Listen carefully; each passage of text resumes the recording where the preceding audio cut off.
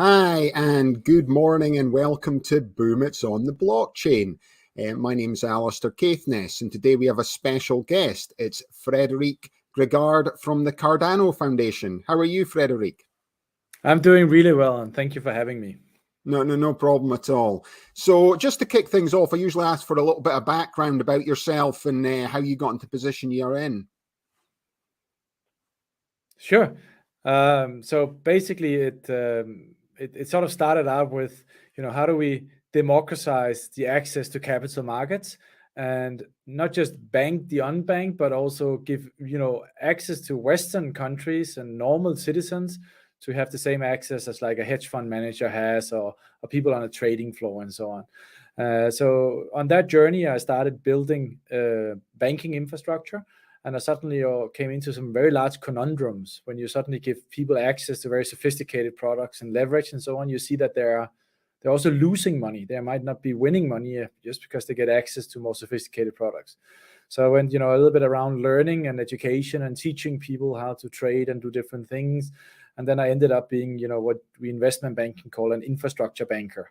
So I was basically building up, infrastructure for exchanges and for investment banks, and for asset managers, but also robo-advisors and so forth. And from there, it was a sort of a quite easy step over towards a blockchain-based world, because blockchain is also a lot about social systems and giving an equal access to technology to people around the world. So that's sort of the short version. Short version of your background. So I know some of these questions might be a bit basic, but for our viewers to understand, most people out there know of Bitcoin, they've heard of Ethereum, and you're is involved in the Cardano blockchain. So can you explain a little bit the differences from Cardano to like Ethereum and Bitcoin and why Cardano is going to be here going forward? Oh, the last part we can spend an hour on, and I would love to do that. Let's take the first part first, because I think that's where most people stumble. So one of the large problems we see today is that there was quite a few people who was like, a blockchain that will go away. It's just a little technology hump, and it was your fade away. But here, like 14 years later, it didn't go away, right? And therefore we see some challenges, because there's a lot of people who learned blockchain by looking at the Bitcoin blockchain, and the Bitcoin blockchain does one thing extremely well. It has one type of asset, a Bitcoin. It has one type of governance. So that governance is extremely stable. It's very, very hard to change the code on the Bitcoin blockchain. And you have a bicameral model. So you have the core developers and you have what we call the miners. And they're constantly in check with each other. And that means that it's extremely hard to bring new features to the Bitcoin blockchain. And that's very good if you look at the Bitcoin as a store of value, right? So that's amazing, but it only has one type of identity as well, which is these 26 figures, right? So when you kind of look at the public and private keys, is one way of identifying yourself on the blockchain. So that's what we call the first generation of blockchain. The second generation of blockchain was the old Ethereum. So Ethereum has now evolved, in the last 12 months, right? But the old Ethereum was this notion that you could replicate the power of Wall Street outside the realm of the banks. And what's really interesting here is not so much that nearly every financial instrument as we know it today has been replicated on Ethereum. What's interesting is that the capital formation has been replicated on Ethereum as well. So I don't know so much about your listeners, so you have to kind of stop me if you want to get one level deeper, one level higher. But what happens in the banking world today is that the banks actually control where capital flow. And what we saw with Ethereum is not only that the products was replicated, but also the capital formation. And this was really a bit of a scarecrow moment for the banking industry, where waking up and seeing everything they built could be replicated outside their control. Now, what we think of as the third level or the third generation of blockchain, such as Cardano or Algorand or Polkadot, there's a few of us out there. What we do differently than the first two iterations of the blockchain is that we have multiple ways of representing value on the blockchain. So it's not just a financial value like a Bitcoin or a ETH or some kind of a securitized token, but it can be intellectual property right, it can be music, it can be marriage, it can be your voting power, it can be anything you kind of, if you look at life today, everything you hold extremely dear to you lives in an Excel spreadsheet. So how do you increase the security, the immutability, and the provenance of that? Well, you put it on a blockchain, right? So there are multiple types of representations of different values and assets. That's the third generation blockchain. The second part is multiple types of identities. So not just having a public and a private key, but having this notion that you can have a fully KYC'd and AML checked off identity living on the blockchain, or having a robot or a Uber driver where the Uber car basically has the notion of basically identifying itself like an Internet of Things on the blockchain. So what many people get wrong is that identity is not just one thing. Identity is a spectrum. And sometimes what you want to do is you want to say, hey, you don't need to know what my salary is. You don't need to know where I live or who my employer is. What you need to know is that I have, a certain amount of money set aside and a certain, let's say, credit scoring without you knowing the details. There we can use a cryptographic thing called zero knowledge proof to basically verify mathematically that everything is in order in your system, but without giving everything away. We can also go the other way, like the travel rule in the US, and we can, take down our pants and show you all financial records with the glance of a second. And we can pull that back as well. So we have this, whole range of different types and different levels of identities in the blockchain. And the third is governance. So as I said before, I'm, by the way, a very big fan of Bitcoin. But what's really different on the third generation blockchains is that we have these different governance models. So on the blockchain, there exists different governance, different ways of representing democracy, different ways of voting, different ways of, expressing equality and stuff like that. And I think those three things, with the power of metadata underlying all of that, opens up a complete new ecosystem for applications and use cases which can live on a blockchain, which you will not understand if you learn blockchain from new on and today and you look at Bitcoin, because then you will be so fixated into one asset class, or just one asset, not even an asset class, one type of governance, right? And then you're kind of, what can I do with that, right? So it really is a treasure chest who's opening up. And what was so magical in the last 12 months is that more and more large enterprises, more and more innovators and trailblazers, and more nation states are waking up and saying, you know what, this public permissionless blockchains who has a different security architecture than what we see in the internet today, that's actually a place where we can see value in the future. Therefore, they come to Cardano and they come to some of the other blockchains, and they're starting working with us now on putting really, critical enterprise architecture, but also, scaling businesses and putting that on a blockchain. Yeah, that's super interesting. So thinking a little bit about the types of tokens for people to understand there as well, you're speaking about like governance tokens. So, I'm reading more and more about like utility tokens, governance tokens, and a lot of these new tokens that are coming to the marketplace as a sort of governance token, utility token, they're all running on Cardano. So can you give a bit of insight into that? Yeah.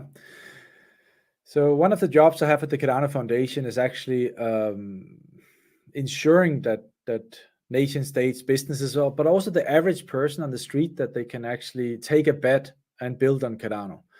And one of the largest problems there is around that is that to really use a public permissionless blockchain, you need to interact with something which we call a utility token. And the utility token is sort of the access criteria, or is the counterparty agreement that you're using the structure, which is called the public permissionless blockchain. And on Cardano today, we have more than 6 million different tokens. So if you put that into the normal world, it would be 6 million different shares, or 6 million different money classifications, or 6 million different ways of representing assets or value, or whatever that might be. But a true blockchain needs a cryptocurrency. In my case, is ADA or ADA. But a cryptocurrency doesn't necessarily need a blockchain. So what really is one of the powerful things about these blockchains is that when you have a normal centralized architecture what you're trying to do is you're trying to protect what we call the attack vectors, and that is the places where this server or this operating system is touching the outside world, because that's where a hacker comes in. That's where somebody can either place a worm or change your data, or in other ways do something. But when you look at the internet today, the internet basically connects with everything. So you really have close to zero value in the modern business world today if you cannot share or work with your data with third parties. I mean, you nearly cannot imagine any model anymore, right? And what we are then doing with the blockchain in terms of the security architecture is we're turning that upside down. And we're saying, well, everybody now have access. So we have an unlimited amount of attack vectors. But to do that, we need to have a layer who protects us. And that's what we call the networking layer. And that's in our terminology, that's what we call validators or stake pool operators. In Ethereum and Bitcoin, there's the traditional, what we call the miners. And that's the people who really operate the blockchain. And when you think through the game theory of this, there's different ways of ensuring that you cannot create a consensus or take over 50% of the network and start changing the data or start doing things. And one of the things you want to do is you want to ensure that there is an option. It's an optionality. You don't need to have it, but there's an option that you are anonymous. That means that if you have $100 and you're living in sub-Saharan Africa, what you can do is you can be a part of securing the Cardano blockchain by running a node, by running a copy or like a full database of the Cardano blockchain on a Raspberry Pi or a Stone Pi, a little computer, right? But in theory, you could try and do quite a lot to try and find out who is running the majority of stake in the network and then try and take over the network. That's why Bitcoin is so secure, because Bitcoin has a lot of value and it has a lot of miners. But even in Bitcoin, you see centralization. You have these mining conglomerates. So what we do on the Cardano blockchain is we allow people to be anonymous and basically not share who they are and what they do and where they're incorporated and so on. But also a lot of people do share, right? So we have a lot of stake pool operators who very clearly says we are here to change the world. We are here to ensure that Red Cross and United Nations and other people, they get a different funding model or so on. But this optionality that your identity can be revealed or not revealed is a part of the security architecture of the blockchain. And I think a lot of people kind of misunderstand that. And the driver of all of that is ADA, because that allows you not to have a normal standard software agreement or software as a service agreement where you kind of have to sign some terms and conditions to use it and you are paying to a centralized counterparty. But in this case, you're paying directly to the network, to the protocol through this utility token. The flip side of this is that a lot of people thought, oh, this is a good opportunity to earn some money and they might be investing in it, not because they want to interact with the blockchain, but because they saw an opportunity. And that's where the regulatory environment becomes extremely interesting, because it doesn't always matter how you design the token and what is the intent of the token. It is how people use the token who sometimes, from a regulatory perspective, put you into problems. So one of the jobs of the Cardano Foundation is to ensure that there is clarity around the design, the intent, but also as much as possible, the regulatory standing of the token, so that you don't need to worry about any consequences when you use the blockchain as intended. Yeah, that's super interesting. I was reading an article on your website about digital regulation, but you think of the SEC coming in America. A lot of these early cryptocurrencies, they're saying they're securities, and now everyone's doing sort of security tokens. But can you explain the difference so people can understand sort of between a security token, like a utility token, and a cryptocurrency, and how they all operate on the Cardano? So that's nearly impossible, because that would basically take us into a huge disclaimer saying if you sit in this country, in this specifically context, and you have this type of incorporation and you use it for this, then it will be A or B. So let me take it up just one level higher, right? So in the US specifically, there is something which has been used for many years. It's called the Howey test. And the Howey test sort of have different testing schemes towards if it's a security or not. It's from way before crypto even was thought through, right? So this was basically a part of how you basically evaluate capital market instruments, if it's a security or not. So that's sort of been the guiding line for many years, and we're now seeing some movement from the SEC about clarifications around that. But in essence, the way I think about it is that any good country and any place who want to promote innovation and job creation, they need to have what we call a token classification. So in Switzerland, where I live and where I operate, right, we helped the regulator to come up with a really strong token classification, and now the Australian government is asking for something similar. So we're actually delivering our view from the Cardano Foundation about what we think would be a good token classification in Australia. And what we're really thinking about from a Swiss context is we're saying, there's different types of tokens, and that's I think that's what you're asking for here, right? So we have what we think about as an asset-backed token. And an asset-backed token is very often what other people call a security token, right? So basically what it does is represents ownership rights of something. That can be a commodity, it can be part of a company, a part of an operating model. It can also be a revenue flow, a future revenue flow, and so on. Then we have what we call a utility token. And utility token gives you access to a service. So you don't have ownership, you just have access to a service. Think about a token when you're washing your car, right? So you buy a token in a vending machine, and you put it in, and then you can use the water and the hose and those things to have a really nice car, right? And the utility token is really like that. It gives you access to all the functionalities, so the multiple different types of identity, the multiple different types of metadata, the immutable database, and the networking infrastructure, right? So it gives you access to use the underlying infrastructure. And then you have, in between, you have what we call, so you have a payment token as well. So a payment token is used to pay for. So that's the equivalent of cash, right? So if you think about it, that's probably what you were alluding to when you say cryptocurrency.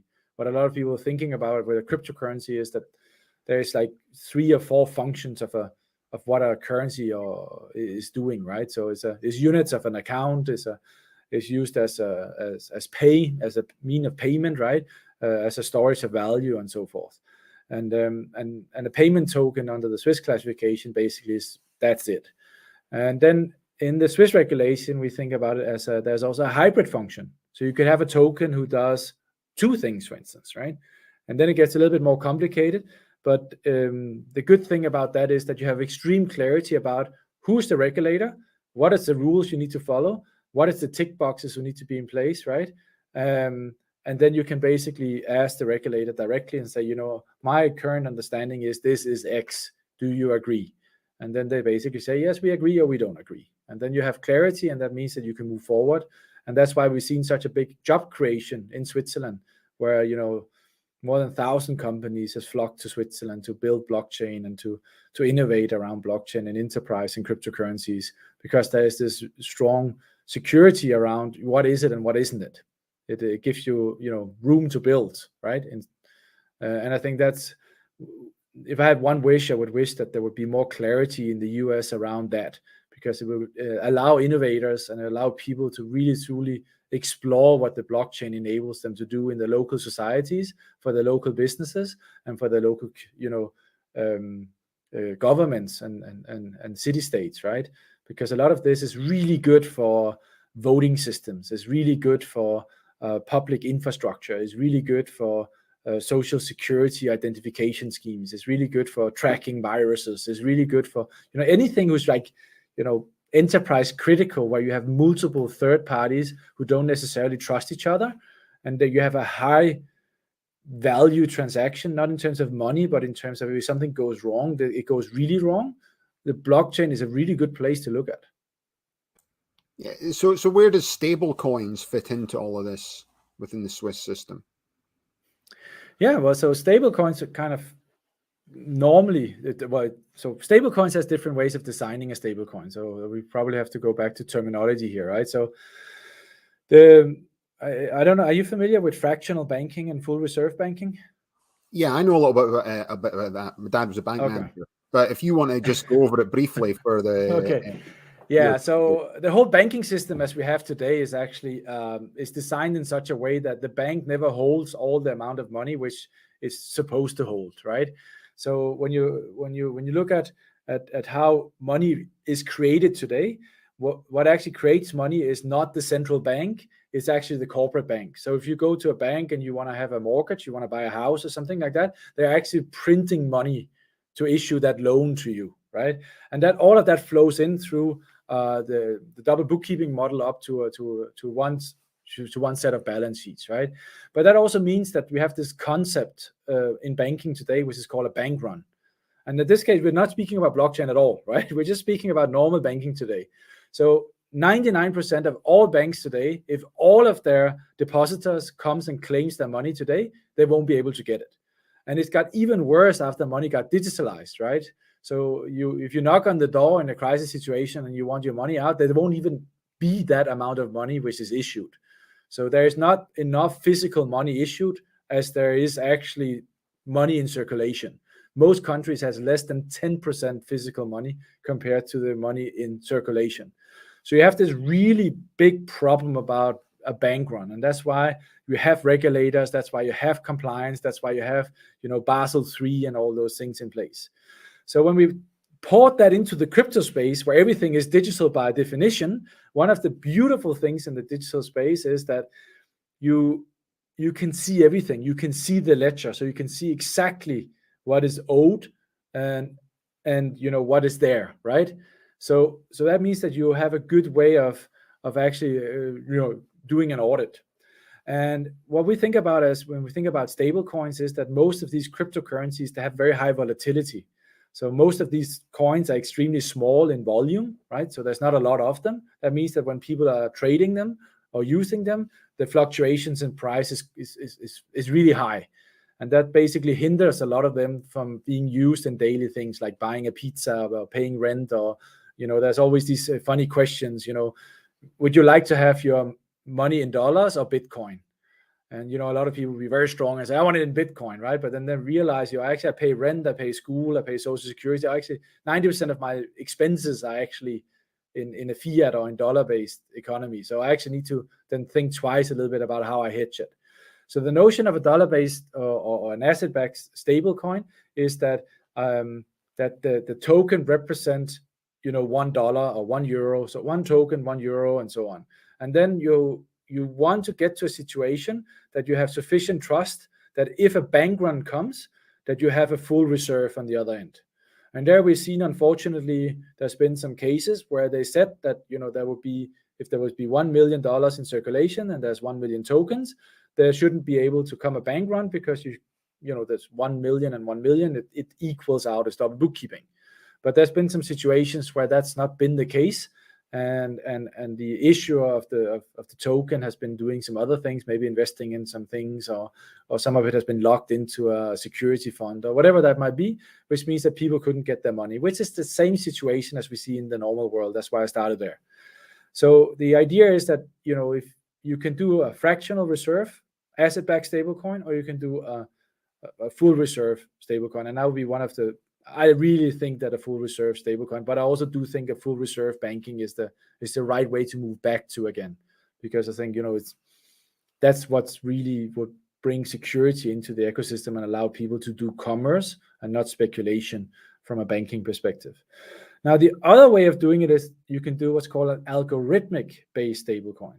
So here again, we are trying to achieve the same thing, but you're using a different capital markets methodology. So what you're trying to get to is saying, okay, I'm not going to have the same amount of dollars or euros or yens in my account, like the full reserve, and I'm not going to have even a fractional reserve banking. So I'm not going to kind of think about that. I'm actually going to have a mathematical model who tries to incentivize, the market to ensure that I'm keeping a peg, which could be either a basket of currencies or one currency. And that's what we saw, for instance, with the Luna situation, and we saw different things. We actually issued a paper called JET, which basically speaks about that. On Cardano, we just had a company called Coty who issued an algorithmic-based stablecoin, who's using a lot of who's using the research was issued from us, but also using the learnings from capital markets through the centuries, right, to kind of put some methodology and some safeguards into this. And this is basically then what we call an algorithmic backed stablecoin. So you have an incentive model and a market who's basically trying to keep that peg based on different market scenarios.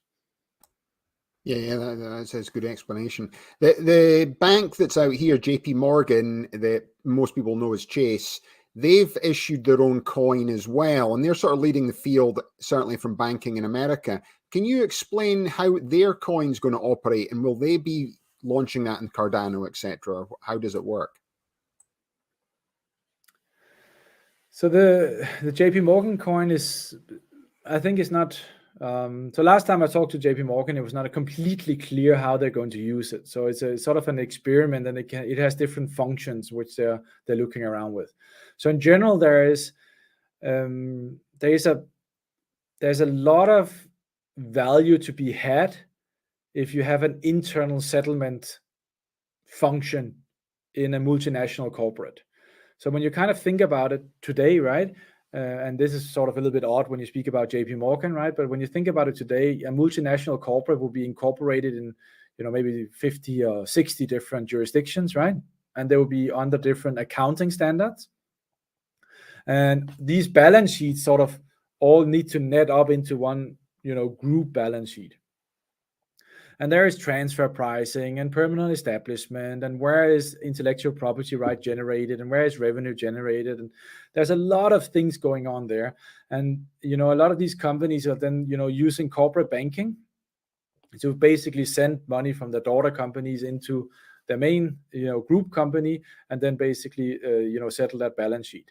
And one of the functions, for instance, you can do here is you can actually have an internal settlement instrument, who basically, instead of using the capital market system and basically paying, currency conversions and all of that to actually allowing to do that, you can settle all of that through an internal settlement instrument, right? So there's a lot of really good use cases where we've seen multinationals have been able to cut down on the cost of using banking, but essentially creating a virtual currency among the group, and that allows them to settle in the group balance sheets under the accounting standards and so forth. So there's a lot of really good use cases for doing that. But I think JP Morgan is still not 100%. They're playing around with it, and they have a really good innovation department. And I think one of the things they're doing right now is called Project Guardian. I don't know if you're familiar with that. So Project Guardian is a project they're doing together with the monetary authorities of Singapore, so it's basically and the Bank of Japan. And it's really interesting because they're really looking at, can we create a new settlement layer, an international settlement layer for depth? And they've done the first transaction there, and they've done that on top of like I say, a forked version of Ethereum. And when you look at the Cardano infrastructure, there's actually a lot of, there's a lot of good reasons why a Cardano infrastructure would be a better infrastructure to do that than on a forked version of Ethereum. Yeah. So how is central bank digital currencies going to integrate to this then? What's your thoughts on them? So I'm extremely negative on central bank issued digital currencies, and that's mainly because that what most countries are looking for is that they're looking for either better, cheaper, faster, or a marketing instrument. And what I think about is, as I said before, over 90% of the currency in circulation in most countries are already digital. So there's no reason why you cannot settle in T+0. You don't need to wait 2 days for settling a currency. So the other part is that when you think about who's actually printing the currency, it's actually not the central banks in most cases. It's the commercial banks and the corporate banks who's basically taking that function. So if you do a CBDC, what you're actually sort of opening up the Pandora's box for is that you and I, as normal citizens, will be able to have a direct account with the central bank, which means that you're challenging the whole banking landscape as it is today, which, by the way, might be a very good thing, but you are actually walking towards a very centralized model. One bank, one currency, who knows everything about you, right? So you're getting very much into sort of an Oswaldian kind of situation. So look at China, what's happening in China right now. So I don't think necessarily it's going to be cheaper either to put it on a blockchain, to be honest. The systems who's operating today are extremely cheap. So that's not where the price or the cost gain is going to be had. So I think what's going to be really interesting is looking at, what is the problems we are facing in society today right now? And wouldn't that be an opportunity for us to enhancing the functions of money? So this goes maybe back to what we spoke about before. What is the function of money, right? And I think one of the things we learned in COVID is that it's extremely hard for a government to give aid to the population who's really suffering in a holistic manner. So what you will be able to do with a CBDC, if you design it probably, is to use some of the blockchain functionalities which you cannot get access to in the normal system today, which will allow you to have a better fiscal and monetary policy. So let me give you a couple of examples to make it really clear for your listeners, right? Under COVID, a lot of governments, for instance, said, oh, we don't have the data and we don't have the certainty and we don't have the amount of accountants we need to basically check what the company is missing of revenues, or the barber shop down the corner, because it's not an audited entity. We don't trust them, right? They can say, oh, I lost, 1 year of revenue, but 1 year revenue, what is that, right? How great would it be that if you the click of a button from your ERP system or from your teller, you can share last year's, balance sheet in your little shop, right? In a audited fashion, because it's audited by the smart contracts on the blockchain. And the government will, for that 1 year, where there is a disaster, whether there's a hurricane or COVID, they will be able to see how much aid they need to give you. Not only will they able to see how much aid they need to give you, so it's in accordance to your needs, right?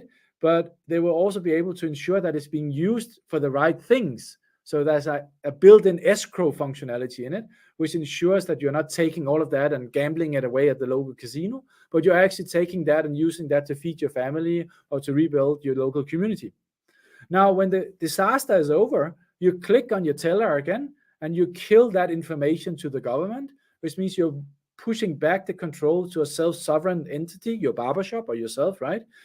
And in this way, you actually give the opportunity, instead of as always is the biggest companies who gets the most aid, and the biggest companies because they're already audited and there is more trust there, right?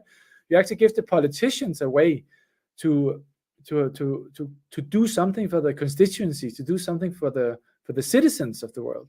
And I'm really lacking that in the CBDC discussions we're having today. I'm lacking the bravery to look at what can we do to serve our country better. And how can we do that with CBDC? And the answer to that is, if you start learning about third generation blockchains, you start opening the door for all sorts of things, whether that's helicopter money under distressed situations, or when AI comes in and takes our job places, or whether it's just plain monetary policy. It has a lot of opportunities there, which is really untapped and unfortunately not a part of the discussion today. And will a lot of that do with like innovations? Because, we're speaking about like huge amount of companies, 1,000 companies moving to Switzerland to essentially work in Cardano blockchain. But with the CBDCs, or central bank digital currencies, how can they keep up with the innovation that's happening on Cardano and Ethereum if they're running their own system, or how will it integrate? So here there's some debate, and where we stand in Cardano is we don't believe in one system. First of all, we don't believe in one system takes over everything. That's definitely not what we're looking for. We're looking for interoperability, right? The other part is that we don't think necessarily that one system should rule everything, because then we're back in sort of a centralized manner, even though that's one system is a permissionless, public, decentralized system. So we think a lot about interoperability. So we don't think so much about, are we a competitor to Ethereum? Are we a competitor to Polkadot or R3 Quarter or Hyperledger? We think more about the systems today. So we think about, what if all the richest people in the world use the same system as the poorest, and both groups have a better system than they had before?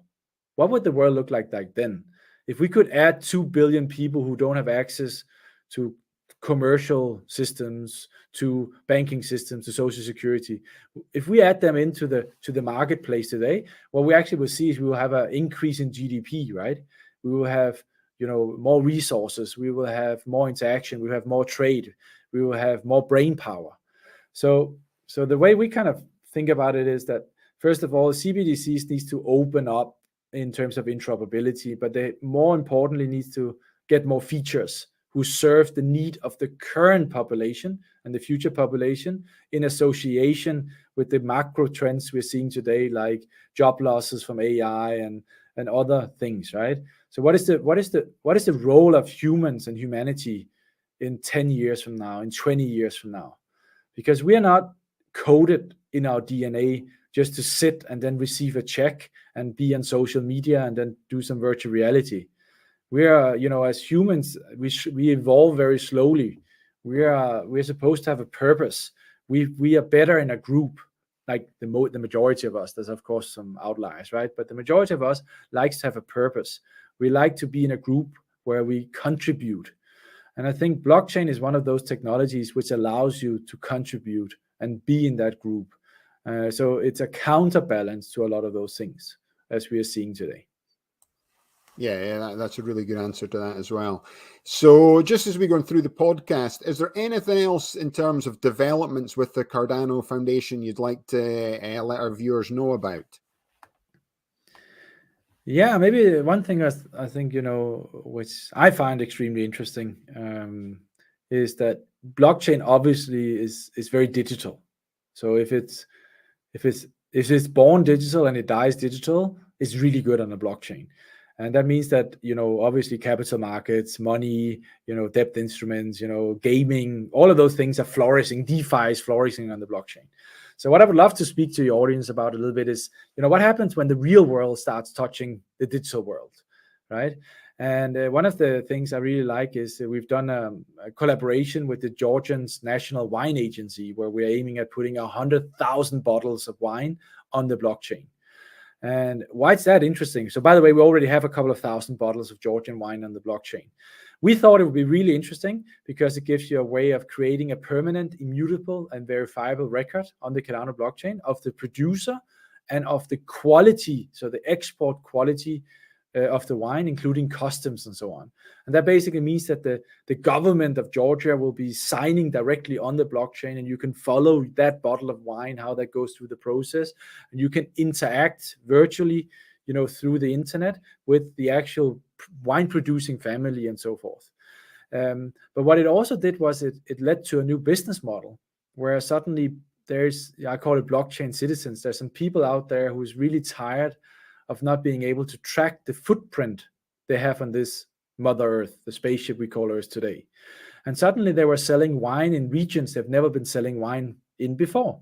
So the blockchain kind of merged away from being a supply chain functionality, right, into being a distribution platform. And they saw that they had a way to keeping up with larger wine producing countries like Spain. I mean, we're really in the baby steps still, right? But Californian wine is very famous, Spanish wine is very famous, Italian wine is very famous. But Georgian wine, even though it's the birthplace of wine, is not very famous. So what we're seeing right now is we're seeing, new technologies enabling us to put real assets, like real physical things, like agricultural produce, like grain and wine and stuff like that, on the blockchain. And we are able to not just track the total cost of ownership and the record and those kind of things, but we're also able to track the top line, that you can increase the top line of these things by doing that. And we see by doing that, we see complete new innovation is happening. And it's not only enhancing trust in the product, but it also creates awareness about the origin, the characteristics, and in this case, about the Georgian culture. So it's even about, putting, the focus on the Georgian culture, right? And this kind of engagement generates help to drive both export and sales, but also ultimately supporting and enhancing the economy and reputation of the state and the local industries, which means that suddenly small producers of whatever that might be, small businesses, are getting a chance again on the internet. Because you probably noticed that on the internet today, it's sort of like the big dog gets everything, right? So here, you're actually creating you're leveling out the playing field and allowing more people to be able to contribute, but also to use it, right? Yeah, that's a great use case coming up there as well. And just on a final point, because I know time is precious in that as well, Frederik, is, we're talking more and more about, the environment and CO2 emissions and this new green economy coming out. And I know the blockchain is going to be key in this as well, but can give your thoughts on how the blockchain can help people out there understand more about CO2 emissions and how it's going to assist with people going forward. Yeah, I mean, there's two really large misconceptions, right? The first misconception is everybody's always speaking about how the blockchain is killing the earth because of mainly there's a type of blockchain using a proof of contribution mechanism called proof of work, which is Bitcoin and the old Ethereum, right? And for the first time, you're actually able to measure very concretely what was the impact in terms of electricity when you're doing these transactions. And there's something beautiful happening when you get transparency, right? When you get transparency, you are able to have a view on it. The problem is that you are not comparing apples and bananas. You're really just, you only have the apples, you don't have the bananas. And what I mean about it is nobody's looking at the Google's data centers footprint or the nation state or the central bank currency or whatever that is, because you don't have full transparency of the computing power they're doing and what that footprint actually looks like. And you have a lot of greenwashing going on. So, but what I highlight there, though, is that there was so much really great innovation going on. Oh my God, this is the footprint we have. We need to go to sustainable energy sources. So we actually saw the Bitcoin economy was really, trailblazing in terms of sustainability, in terms of energy. So they were, using water-powered cells. They were, creating new types of batteries in sub-Saharan Africa. They were, really pushing the limit, and we saw a lot of innovation happening there due to the fact of transparency. The other part is what I represent. I represent a third generation blockchain who uses a different proof of contribution mechanism, which means that we use like close to 1/1,000,000th of the amount of energy like Bitcoin is doing, right? So it's already a very green blockchain. And what we are doing a lot is, for instance, we had an impact challenge over a year ago, where we actually wanted to put 1 million trees on the blockchain and connect that with Internet of Things, so sensors, so how the pH value in the earth, and people on the ground monitoring. If the tree is on the outskirts of the forest, it actually grows different than if it's inside, right? And how much wind it gets and so on. So you have this ability to actually put one tree, one token, and then you have what's called changeable metadata coming from these sensors coming in there. And that means that you can do a different grade of carbon certificate than you normally would do. The problem is that people don't really care about how good the carbon certificate is, as long as they have a carbon certificate. And what we then saw was you had this ugly world where, carbon certificate issued can be used in different countries. So one carbon certificate is basically double counting or triple counting or quadruple counting. And then you can go back to the blockchain, and the blockchain is one of the first digital systems who solved the double counting problem. So I think, unfortunately, we didn't go far enough as an industry, as a blockchain industry, to start using the blockchain to ensure that we don't have this double counting. Because only by ensuring you don't have double counting, you can start looking at the quality of the carbon certificate. So there's a lot of talk right now from United Nations and other trade associations around that. But I think the general thing here is that the token or the certificate or the quality of the certificate is not enough. You actually need to look at the incentive models from the corporates of the usage there, and you need to have nearly like you have in banking. You have what's called a CSD, a centralized security deposit. So it's like a database who ensures that we cannot both own the same Apple stock, right? And you need to put a base layer of that into the system as well. And there the blockchain is probably one of the best, if not the best way of doing that, specifically Cardano or third generation blockchain. So I think transparency is what we're talking about, and that's what's important here. The more transparency we have, the more we can change the minds of people. And the more we can change the minds of people, the more we can educate people around what blockchain and other things does to solve those problems. And the more we can get people to start building, and boom, now it's on the blockchain, right? Perfect. That's a great way to end the show today then. So yeah, it's been super educational. I'm sure all our listeners and viewers are going to really enjoy it, Frederik. I know you're on the website cardanofoundation.org. Is that the best place to keep up to date with all the information you're releasing? No, unfortunately it's not the best place. I mean, this ecosystem is really, really large, and we are not a centralized entity who is in control of what's happening here, right? So everybody in the whole world can build on the Cardano blockchain, and that also means that we're not policing the blockchain, or we're also not checking, what people are doing. So there's a couple of web pages I would encourage you to use. So the one is the developer portal. So we have a very strong developer portal who has 113 use cases. So this is verified, use cases where the code is already shareable and so on. So this developer portal is an amazing place to be. The other part is what's called Cardano Cube. Cardano Cube is where everybody who with no curation can basically upload there's a business card of the project, and there you can see everything from agricultural supply chains to gaming, to DeFi, to voting applications and stuff like that is being portrayed in there. And then the third place, which I really like a lot, is basically to monitor the Cardano Foundation and Cardano hashtags on Twitter. But this is a very fast-paced environment. So, but there you see a lot of the discussions and a lot of what's happening. We have nearly 1 million people who wake up every single day and contribute to Cardano. Isn't that amazing? That's like a whole nation, the whole country is already living on Cardano. So it's we haven't solved the equation yet on how to really, follow everything what's going on. The last place I want to talk about is maybe Catalyst. Catalyst is is sort of our innovation platform. And there's a place where you can get grants, but it's also a place where if you have a really good idea, you can upload that into Catalyst. And if you're lacking developers, then developers will come and help you. If you are a really good developer, but you're lacking a business model, then people like you and I will go in and maybe coach that person. And we've seen that in corporations is happening there. And there you will also get in contact with launch platforms. So these launch pads are really, companies like, Meld or Genius Yield and so on, who basically is like virtual accelerators who can help you with funding and coaching and business modeling and token issuance and so on. So Catalyst is also a really good place to get in contact with what's happening on Cardano. Perfect. So that's great. Well, thanks again for coming on to the show, Frederik. Really appreciate it. You're more than welcome. It was a pleasure. And thank you very much for talking about blockchain to the general public.